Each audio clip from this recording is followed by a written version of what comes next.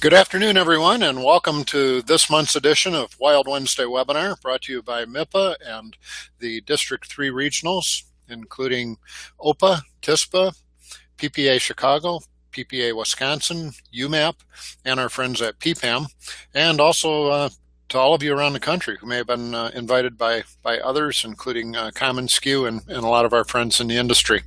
Today's webinar is worth 1 CAS credit. At the end of the webinar, you'll be directed to a survey. If you enter your PIN number and complete that, I will submit that to PPAI for you. If you don't know your PIN number, I can only help the people in Michigan, but your regional director can get your PIN number for you.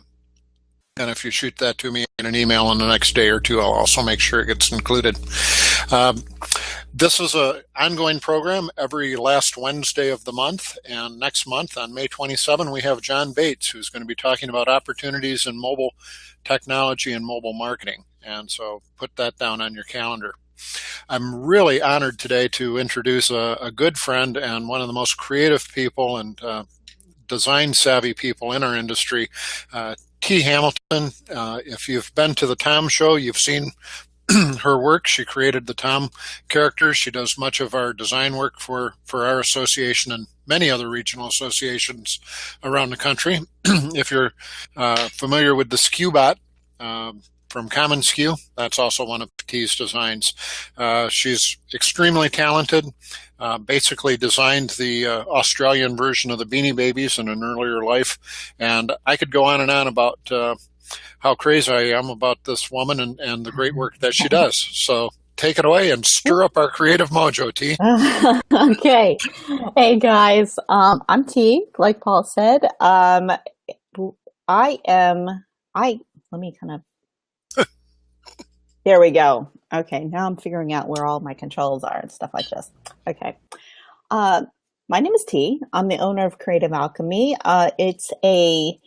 Creative Alchemy is an agency that provides the creative and design services primarily focused on the promotional products industry.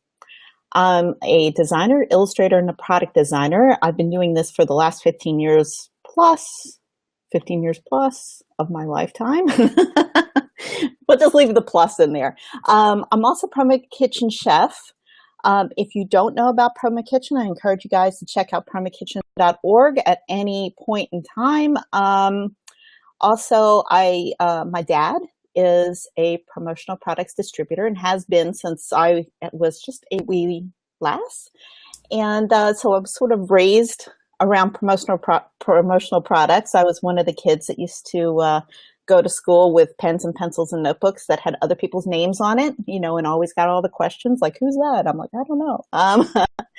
I also designed Beanie Kids, like Paul said, for about, it was about 4 or 5 years in Australia.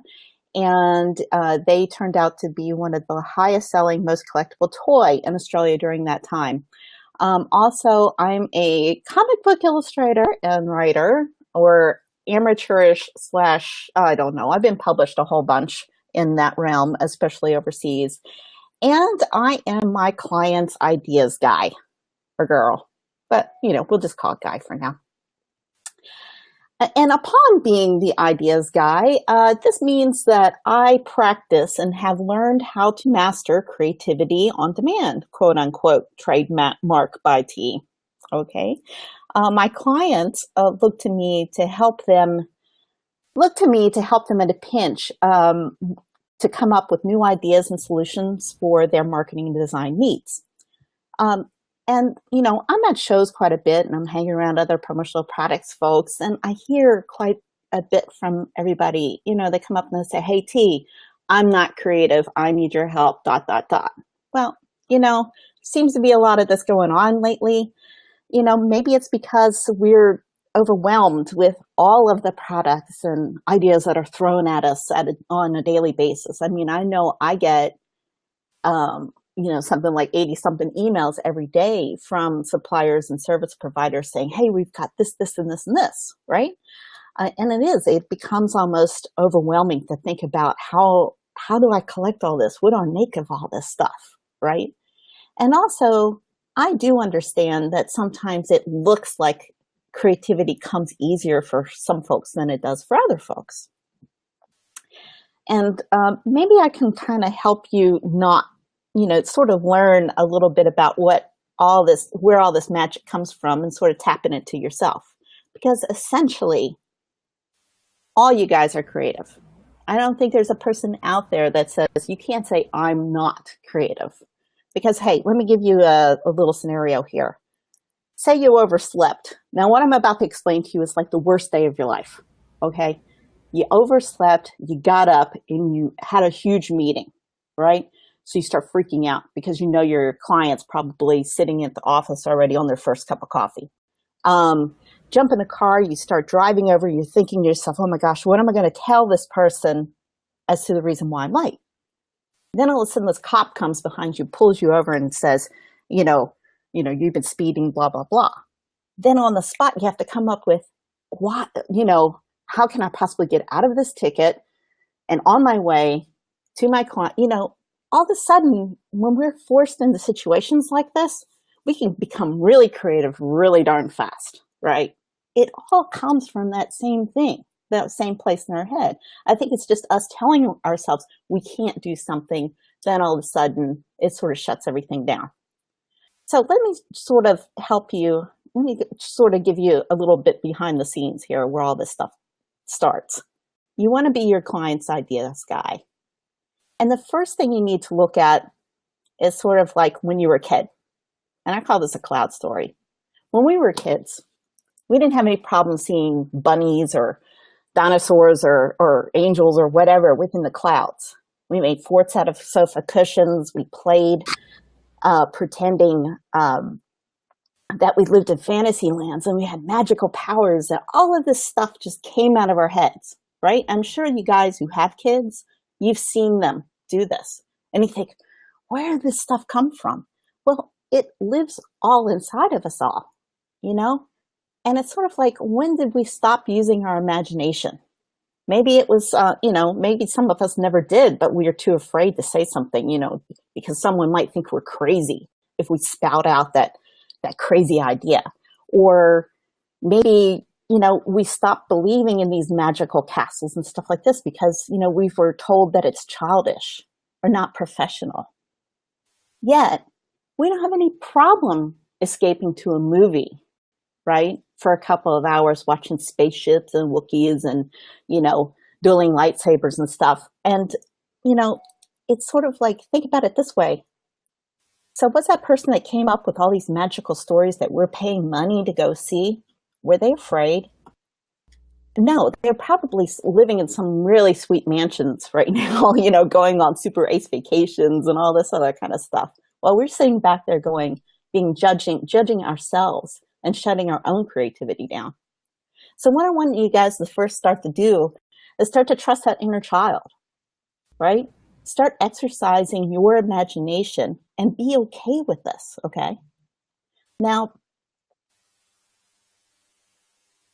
here's a good one. I'm really encouraging everybody to be a little brave and let your imaginations run wild and start looking at things differently. Look at shapes around you. I mean, I'm just going to stop myself here for a second because it's so funny. I'm pointing at things on my screen. I know no one can see what I'm doing. So, let me kind of get back onto this again. When you, start looking at shapes around you, even the most mundane objects, say that like a simple ladle.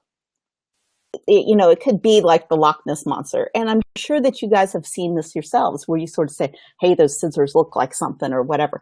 But we immediately dismiss it as fast as it comes into our heads. Well, that could be like the next greatest product idea or an idea for someone else. And I'm sure that you've seen this picture of this ladle here that looks like the Loch Ness Monster. And you've probably said you love it. You probably told your friends about it on Facebook and said, oh my gosh, I got to have that thing, right? Well, again, isn't success worth a little bravery to pitch an idea that might feel a little bit crazy?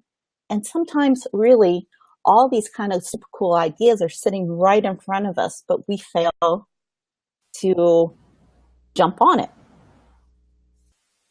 Okay, now, and I encourage everybody to start keeping their eyes open because really ideas can come from anywhere.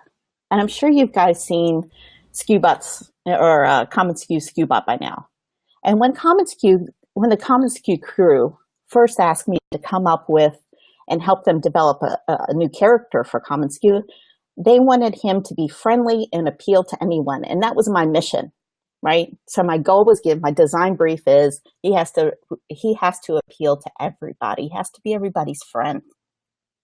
And so I started thinking about it. Well, okay, this is going to be a challenge because he needs to be able to do it all if he has to appeal to everybody. And he has to be super flexible. So as you can see from the slide here, that SKUBot really doesn't have any magical powers. He's just like you and me. He's happy, he's positive, he's filled with energy. He really seriously loves to go on holidays, on vacation and travel. And he loves holidays because he's always dressing up for the holidays. He's enjoying this sort of thing. So when I think about a new SKUBot situation or character, I picture what he'll be doing in that situation. And it doesn't have to be super complicated or anything. In fact, the more that he's like you and me, the more cuter and more appealing he is to you and me. So I think about what if I was dressing up for Halloween? What would I wear to make people laugh? And, really seriously, the way that SKUBot is, if he's going to Vegas, he's going to try to give Elvis impersonation a shot. You know what I mean? Because he's a fun guy.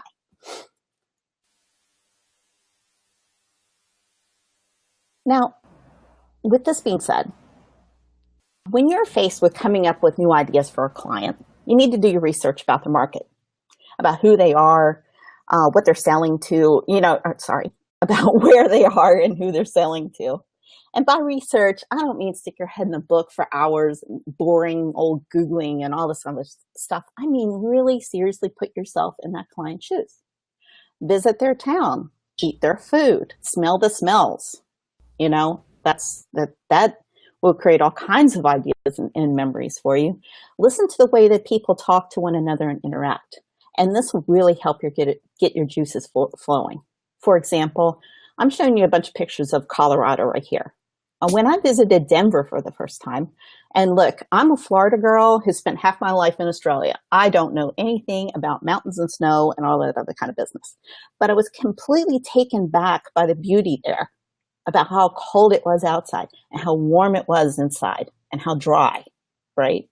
The smells of leather, I don't know what it is about Denver, but you go everywhere and you smell leather everywhere. There's a lot of hearty food there, tremendous amount of meat. And people doing all kinds of stuff outside. There's this healthiness of wanting to be outside and be a part of that environment. So what I started to do is really think about the colors, right? What kind of colors does that bring to mind? The colors of the area.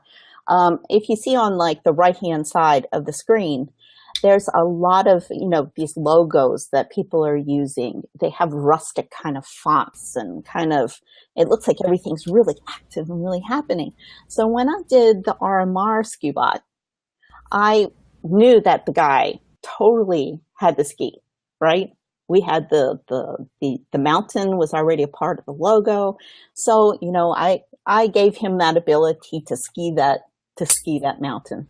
And it worked out really, really super well. This is one of my personal favorite images. So I kind of added a little more to him, because I thought, oh, this is really super cool.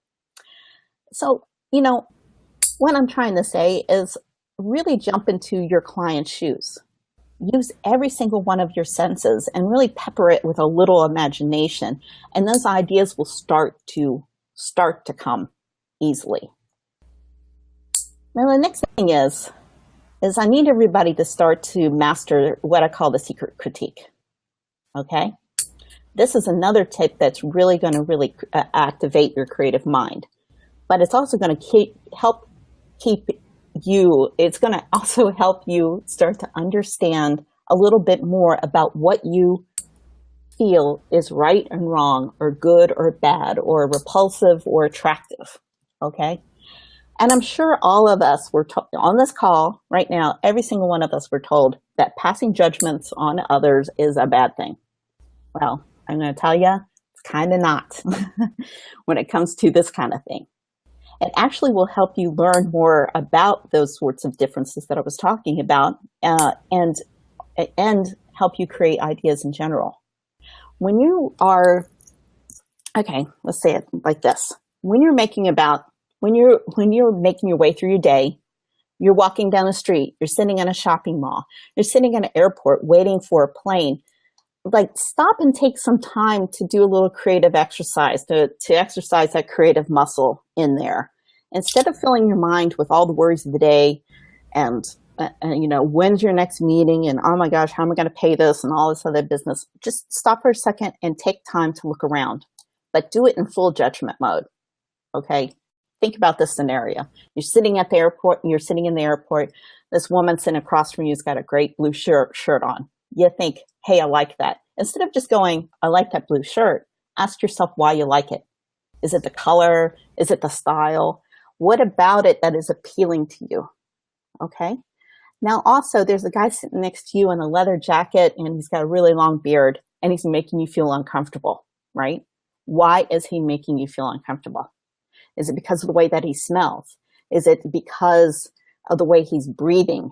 What is it that's sort of making this? Now, what this is kind of doing is called characterization, is that you're starting to create a story behind all these different people around you.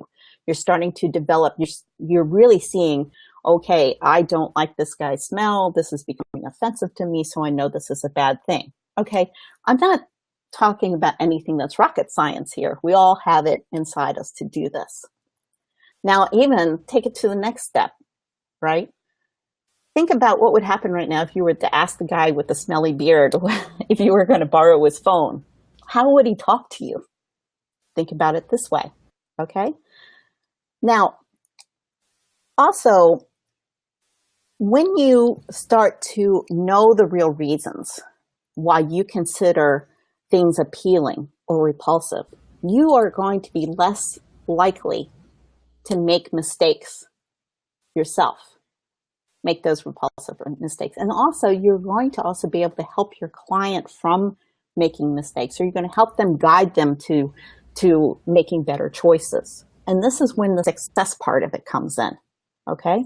It kind of turns you into the good guy and the guy that can sort of jump ahead and say, okay, what can we do next?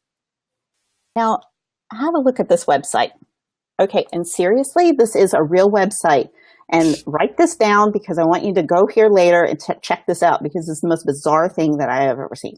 And I'm pretty sure that when someone creates something like this, that God goes out and kills a kitten. So it's really an over-top example of something that is repulsive. But my point is that, okay, we find things like this scary, but we don't question why we do it, why we find it scary or why we find it over the top. So we have a tendency to just do it ourselves. Okay, let me go to the next. Okay, fun fact. Just because someone gives you a box of 96 crayons doesn't mean you have to use every single color. It's kind of like this. Just because you can doesn't really necessarily mean you should. Just because you can jump out of a 5-story window into a pool doesn't mean that the outcome is necessarily going to be all that positive, right? When we're looking at trying to help someone with new ideas or suggestions for their marketing, their brand development or whatever, we certainly want to make good choices that are going to cause some level of success to happen. And as you can see here, there are 2 columns. There's the good and the bad. Now ask yourself, put yourself in this scenario. If you were in Pet City and you were going to take your dog to one of these pet groomers, expecting the best service and someone who is going to take care of your dog, would you go to Fergly? Probably not. Are you going to go to Denise's Pet Salon? Probably not. You're going to look at Wags or the Dog Shop or Shine, right? Because they look like they're spot on, going to be taking care of you. Okay. Now, this is pretty unnerving here. The only conclusion that you've made, whether or not the salon is good or bad, is based solely on that logo or on their brand. And that's pretty scary, right? This is why it's important for us to really master that inner critique ourselves, for our own businesses and for our clients. Have a look at your own logo and have a look at the way that you're representing yourself out there and question it. You know, am I Denise's pet salon or am I Shine, for instance? I mean, for all we know, Denise is like, got the best service and takes care of it and she loves animals and she's very creative and she's great with pets, right? And Shine, they don't even like screen their groomers or whatever, but we're all going to go to Shine because the logo looks better.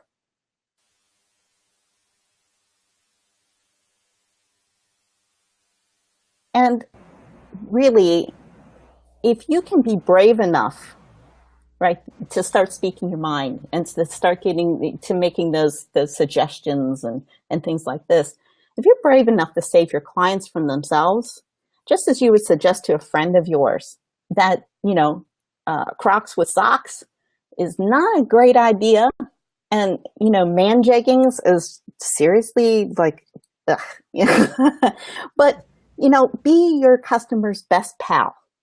If you can see that their choice of fonts, right, on the logo that they're making or that they have created, turns their logo from Fast Taco into Fart Taco, or that they're spending $3,000 on an escalator graphic that is inevitably going to become a plane crash, you are going to win some serious points with them by just going, wait.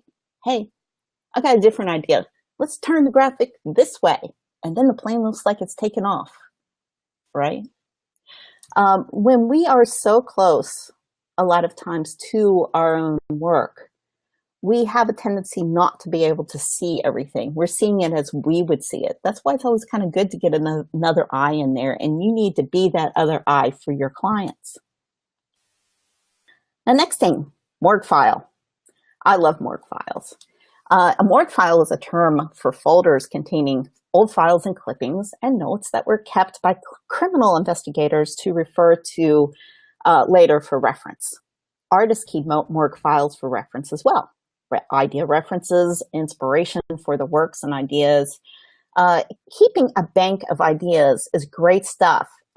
You've seen them at show, keeping,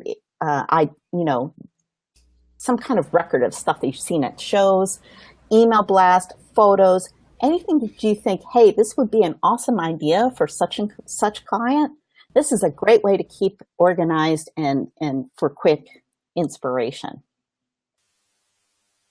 Now, it's really easy to sort of keep files organized, and I'm sure you guys have probably keep all your other files organized. The same thing with a morgue file. However, we're going to keep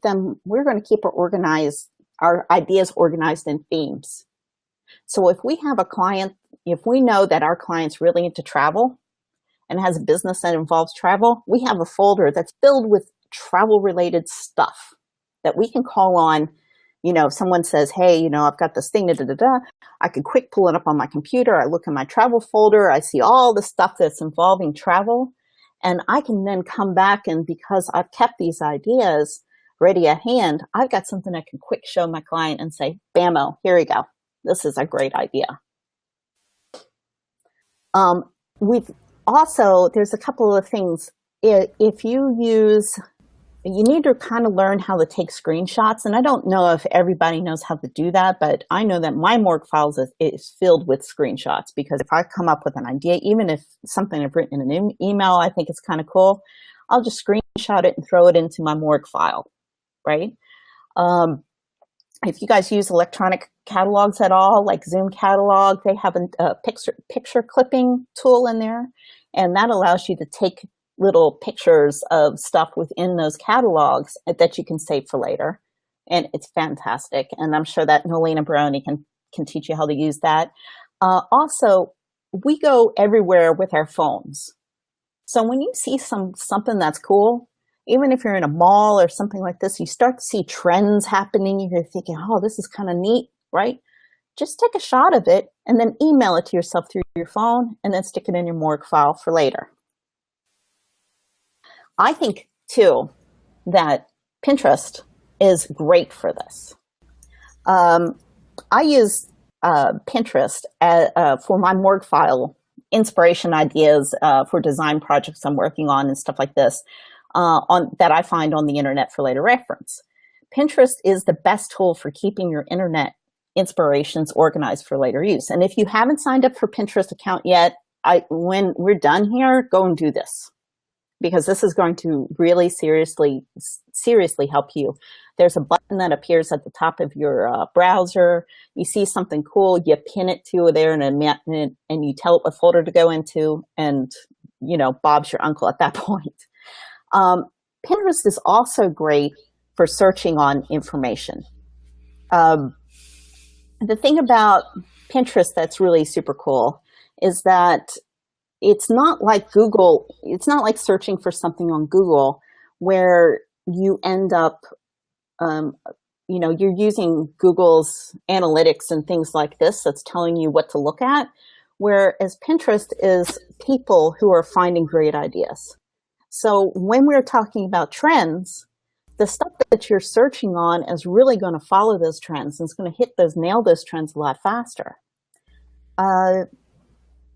I've used Pinterest too. Their search engine is really great for coming up with really cool, quick ideas. Like when I was doing the SKU Brew label for the beer for SKUCon last year, or this year, gosh, seems like such a long time ago. I searched just like this. I did vintage beer shirt design.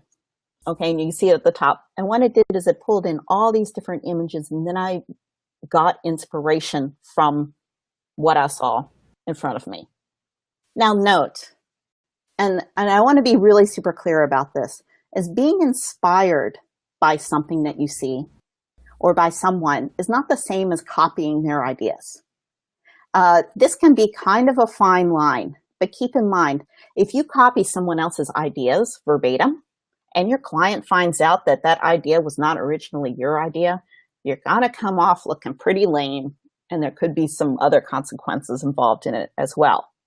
So, keep your eyes on your own paper, no copying, and look, take inspiration from what you see, bits and pieces. You like this, you like that, and all this other stuff. Take it in and sort of create it yourself, right? Don't come up with an idea. Like if you're going to come up with an idea, and even if you're going to talk to me and say, hey, I want to do this t-shirt design because you don't have, maybe you don't have the design skills or whatever, don't tell me exactly what you will have done and have me copy it or have another artist copy it, because it really does put us in a bad way too as well. So look, also, all the stuff that you're doing, you want to make sure that you're memorable. But like essentially sheep, wait, that's a pig. Okay, sheep. Sheep are good for cuddly hugs and sweaters and dinner. And now they're kind of looking at me and I feel really guilty about that. But look, you've seen a sheep eye before? That's pretty, okay, let's go back to, okay, I'm going to stop with the sheep thing. Let's go on to get back onto the good thing here. Okay, no more offending the sheep. But if you think that mediocrity is okay and vanilla is your favorite flavor, well, I tell you, this talk is probably not for you, because none of these things really leave a memorable impression. If you are okay being the mug, pen, and t-shirt guy, and that's it, and that's all you want to do, that's fantastic. Okay? Go forth and conquer. But what happens when there's 10 other mug, pen, and t-shirt guys in your town leaping on that same potential client that you are? This is where we fall into, then it becomes the price war, right?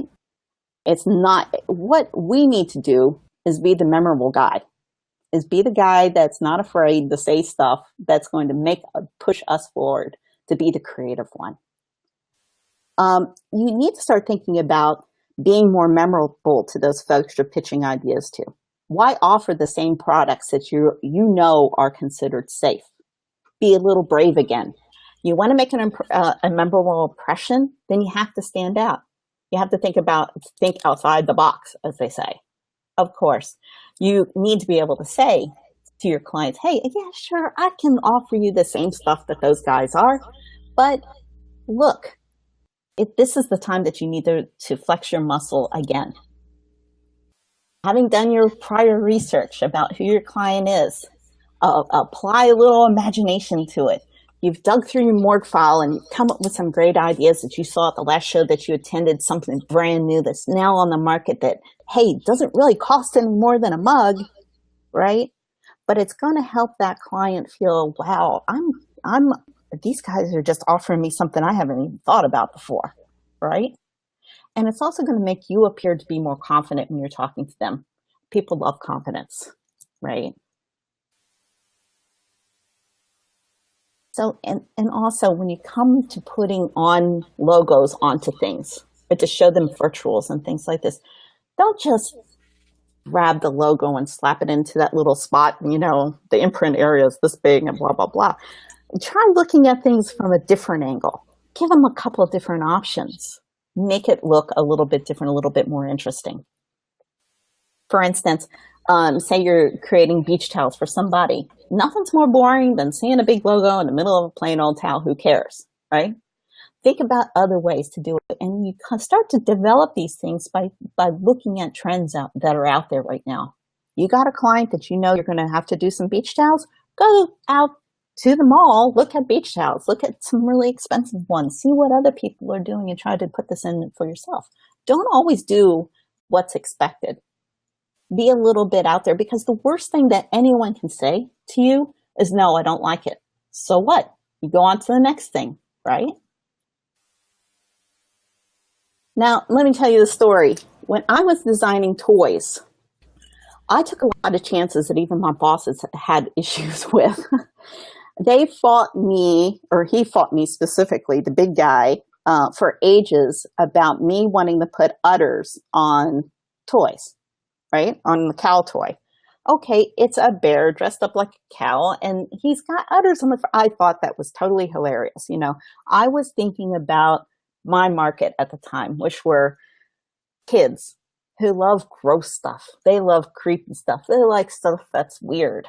They don't just want to have the same old toy all the time. They want something different. So finally I convinced him, and he said I broke him down. I pushed and pushed and pushed, and I broke him down, and we did it. And it was one of the best-selling toys that we produced. Why?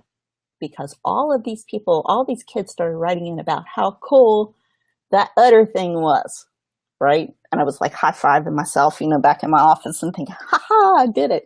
And I tell you, every single cow toy we did after that, for other things besides, because we made toys for other, not just the collectible ones, but there was udders on all of those guys.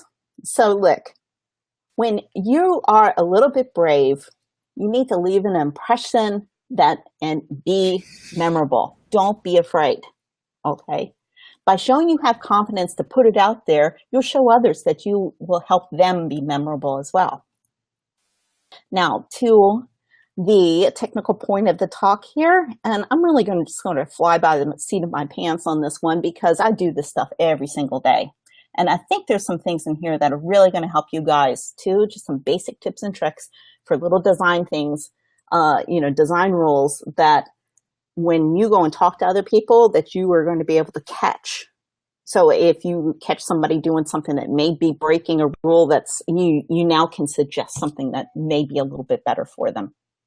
So number one, and this is a little bit out of here, kind of like a little ethereal and kind of mind thing here, but you really need to create a creative space for yourself. So if you're working at home, which I know a lot of you distributor guys do, I know suppliers are more like in offices, so they have a little less chance to do this, but you need to create a creative space around you. Put things around you that inspire you, that give you sort of, that, like if you saw my studio, I've got more toys than because I used to design toys. So it's sort of like, I'm a toy person and a comic illustrator. I'm going to have this stuff around me. But it also helps me bring back memories of things, that might help inspire me creatively. Like I always have Disney over my shoulder, I feel like I want to channel him, when I'm doing certain things, because he was always happy and he always seemed to have those wild ideas. Okay. Another thing too is that when you guys see design stuff, okay, and when you create design, or when you're trying to create ideas or help somebody with some marketing or something like this, I don't understand. And within our industry, we have a tendency to clutter things, to cram in as much as we possibly can into a tiny little ad, right? Well, this is what I call dollar shopping. And it's like this. If you go to Crate and Barrel, which is on the left-hand side, you see a plate there that's $24 and you have no problem spending $24 for that plate. Okay. It's just a ceramic plate. It's nothing special, but it's because of the way that everything's laid out around it. You can walk through the aisles. Everything smells nice in there. You can breathe. The lighting is nice. You go to a dollar shop, you look at that same ceramic plate that you don't even think about. You go, oh my gosh, like it's $1. Do I have to spend it on this, right? Because the lighting is bad inside a dollar shop. There's so much stuff in there. Your eye can't focus and you want to escape. And that is something that we see a lot of times in the ads that we create ourselves here, is if you look at it, really essentially cramming too much stuff into a layout or whatever you're doing, is it's going to make what you're trying to sell appear to be cheap. So instead, have a look at maybe just focusing on a single product or a single idea at a time. And then that way, it puts a little bit more importance on that product. You know, you can really show it off with your text and design or video or whatever. But let's like focus on what's special about that one thing. You know, be able to walk around and see it from all sides. Now next, complementary colors. If you guys, and this is a little trick, there are, you know, just basic design stuff here. Go grab yourself a color wheel. There are all the colors that are across from each other on the color wheel are considered complements. That means that they kind of go together and they work really well on each other. So if you're doing, you know, you've got a client that has a purple pen, and if you put yellow text on that pen, it's going to pop and it's going to look really great. You know, orange and blue, great colors, go Gators. Woohoo! So these sorts of things will also help you in being able to communicate these things for your client to save them from making mistakes. As you see in these ads here, these are using complementary colors. So, you know, there is a reason why there's a purple minion and a yellow minion. So from minions to mascara, purple and yellow really work really well together. Also, if you're looking for specific, you know, you want to know what's new and hot regarding trends in colors, just Google Pantone color reports, because essentially for every single season upcoming, you're going to see what the colors are going to be. Now, a lot of this stuff is based within the fashion industry, because the fashion industry are pretty much the ones that dictate what we're going to be wearing and what those colors are going to be several seasons ahead of time. This is the same thing with Pantone. If you can grab, and if you don't have Pantone book yet, you really need to get one, because this is going to help you better communicate those colors and things like this to your client, and making sure that the colors that you get back on the things that you have printed are going to be accurate and match their colors. Also, white space. Like I said, within this industry, for some reason, we have an aversion to white space, and I think we need to embrace white space more in the things that we do. What it does is it really helps you focus on what those items are that are important that you're trying to sell, or you're trying to get across, or you're trying to make, you know, put up in front of your audience. So Volkswagen did this ages ago, you know, and this was like, whoever thought about, you know, what was this done, like 1966 or something like this, and whoever thought about spending all this money on an ad that had a tiny little car, but it really directed our thoughts. I mean, it directed our eye to that car, and it made us think, wow, what is special about this? Something about this is really super cool. Same thing with Mac. Like if you go to apple.com and you look at anything there, man, they have embraced the white space, you know, and that's because they are saying that our product is really super great. right? There's nothing, it stands out on its own, and they want your attention on that specific thing. It works the same way. Now, white space doesn't necessarily mean it has to be white, just means it has to be space. So even if you have, if something is blue, like say you're laying something out and you want to suggest something, nice layout for someone, just as long as your eye can breathe and it can walk around and it can really take a, what it really makes that specific thing you're looking at super special.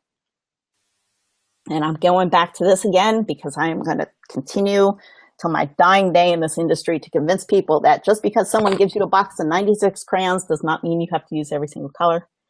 If someone wants you, or if you have a client that says, hey, I want to have all these things and all these colors, tell them, why don't we just pick 3? Let's pick 2. And the same goes for fonts. Don't use every single font just because they're out there on, 1001 fonts. Hey, I'm going to use 1001 on them. Just pick a couple and go with it. Okay, take that first step first. Now, finally, and I think that I've probably talked enough here, I want you guys to understand that we all have the ability to be creative. The more you exercise your creative muscle, the faster and easier it's going to become to be that ideas guy. It's not rocket science, because trust me, if I can do it, anybody can do it. Look at things differently. Don't do what's expected and be a little brave, because it's really going to help you stand out. And don't be afraid to tell your client if they're making a mistake, right? Because you're going to come off looking like you're the pal, you're the friend, you're the good guy, right? And I just want to thank Paul and Mipa for allowing me the chance to talk today, and that I will be doing a similar talk live for RMR PPA next month in Denver and a couple different places. And with that one, there's going to be song and dance numbers, and I think I have live sheep and a mime. So, make sure you come and join me there for this if you want to, because it'll be fantastic and fun. So anyway, back to you, Paul. All right. Thank you so much, T. That was great. You had a lot of great tips and tricks for us, and I really like the sources of inspiration that you suggested as well. Tremendous ideas. If anyone has any questions for T, her contact information is on the screen right now, and we still have the chat box open on the left-hand side of your screen. Again, T, we have a question about type size. Okay. That is all. Okay. That's really subjective, because it's all going to, it's really how long's a piece of string, essentially. You have to put it down there to check it out, because each font, just because it comes out of your computer, doesn't mean that certain things are happened to it that are correct, right? Back in, back when I was learning graphic design, I did it all by hand. So let's go to show you how old I am. You need to think about how it looks. It's almost like when you type something on your screen, squint your eyes and look at it and see whether or not it feels balanced to you. Does it look right? Okay. And another thing is that make sure that whatever you're doing is readable, because the most important thing is that we need to be able to read what we're seeing. And a lot of times when people make the font too small, you're not going to read it, because you've got a lot of people that aren't going to be wearing their readers and they're going to be throwing that business card away or whatever. You know what I mean? So also, with that being said, limit that information. If you're when you have an imprint area, should you try to fill it with copy? No. And in fact, I would, a lot of times, I know a lot of the suppliers that I work with, they have photos of examples of what other people have done on their product, And I know some of them will kill me for saying this, but ask them. Say if they don't have something on their website or something that you can see, say you're doing something through Sage or whatever, and you can't really clearly see how big something is, just contact that supplier and say, hey, can you just give me a photo of this product with an imprint on it so I can see exactly so I can visualize how big something's going to actually be. And reverse type. You're talking about similar to, let me see if I can back this up.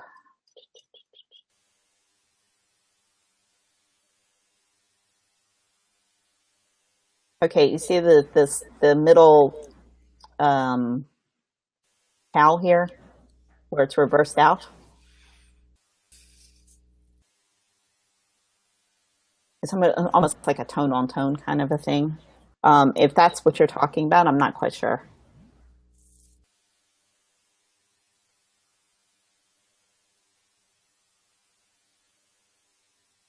Oh, when to use? Oh, it's really seriously up to you. And I tell you, if you've got the opportunity, what he's asking about is when should you use this sort of thing?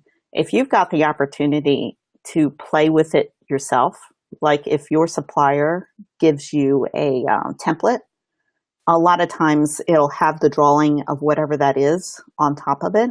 And I tell you, I do a talk every so often with Amanda Corey on art,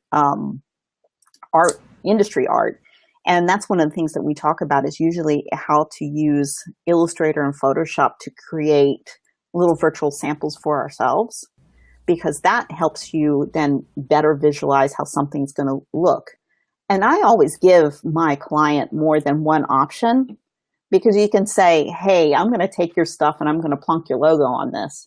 But I like to then give them at least 3 or 4 options of what it looks like if you change the color, if you reverse the type, if you put it on an angle, if you flip it upside down, dip it, if you have that ability. Because I know some products, they really don't give you much space, like you're doing something on a pen, you are lucky to be able just to stick the logo on it, right?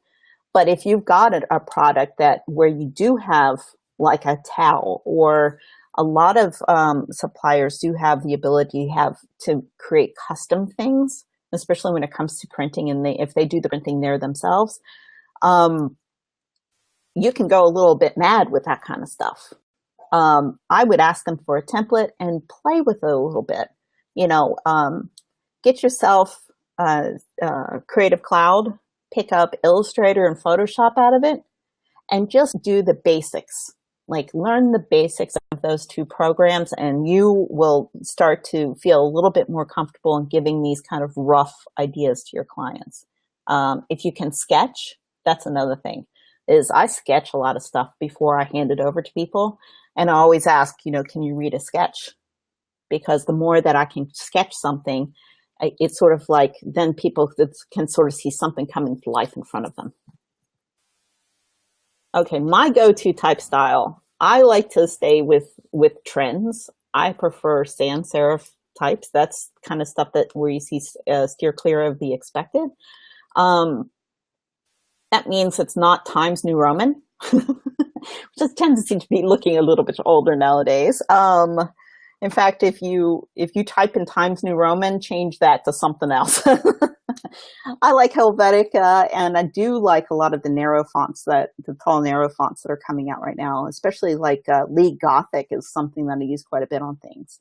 Also, another trend that's happening, especially with a lot of graphics, is using a script font.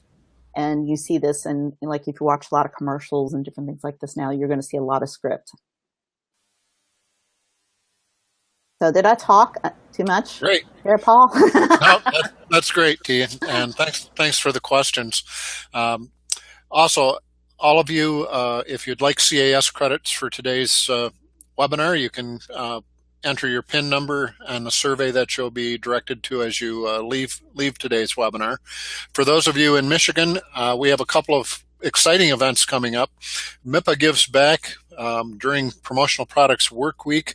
We're going to be volunteering at Gleaners of Southeastern Michigan, helping them sort and get food ready to deliver to various shelters and food banks around the Detroit area.